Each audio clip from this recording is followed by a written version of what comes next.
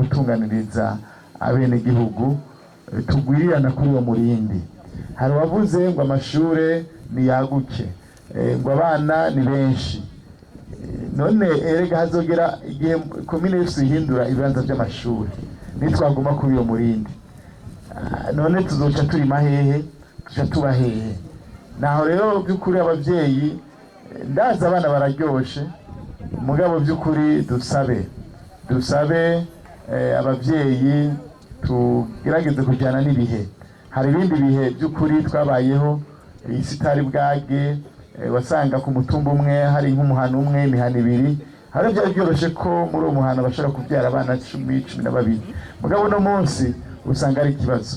Rero umurindi w'igirana ry'abantu ni ikibazo by'ukuri abajeje intwaro dukwiye gufasha kugira ngo nanone na leta yoroherwe mu gutunganya imigambi, nayo ubundi hazogera igihe leta inanirwa.